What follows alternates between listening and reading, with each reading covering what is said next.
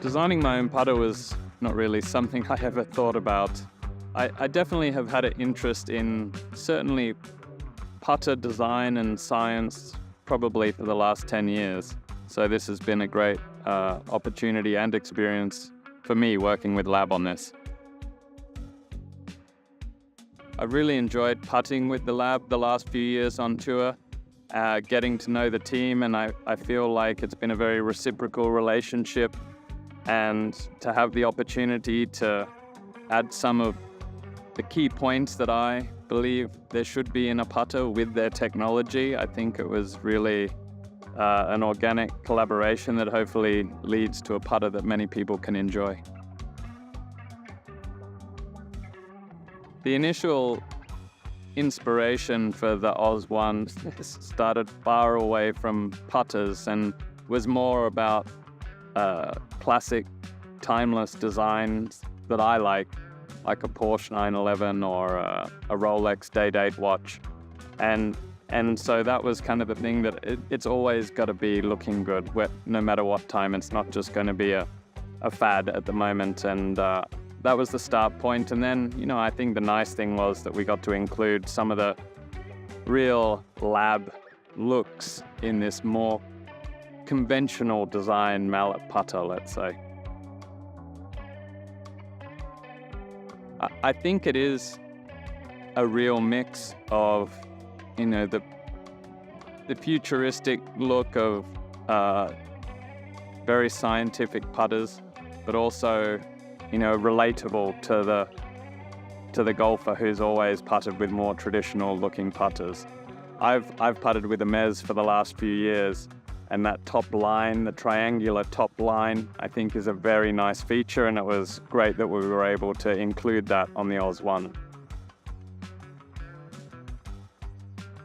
I was really led by, of course, the engineers at L.A.B, because they know what they're doing and they've made great putters before. As the design was evolving and including all the technologies of a L.A.B putter, it was important to me wanting to add those initial feelings when you put a putter down. The way a putter soles, I think, is so important. And also the best putters I've picked up over my life have like this very instinctual alignment.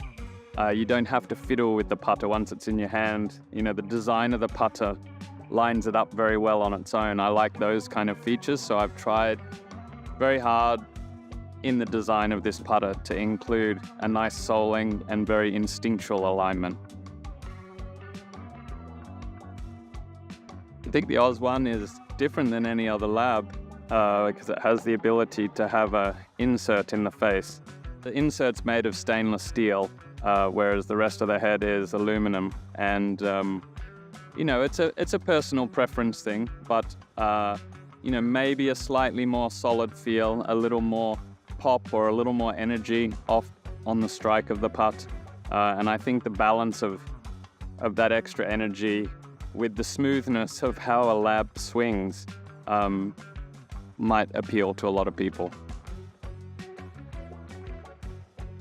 I think the beautiful thing about L.A.B putters is the technology translates from putter to putter. And, the engineers are incredibly talented at managing to do that with all these different designs. So there's really something for everyone. And the Oz One certainly, I would say, targets more the more conventional golfer or mallet user than something that I think you have to be fairly open-minded to embrace the original DF2, but we've seen with the DF3 like people really gravitating towards this modern style of putter, and I think this is a nice mix in between.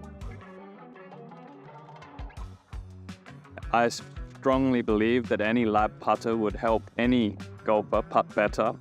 I think the Oz One is really a passion project from L.A.B and Adam. It's got that importance of soling very well and the instinctual alignment. There are a lot of alignment options possible with this design, whether you like 3 lines, 1 line, a star, a dot, something else, it's all possible.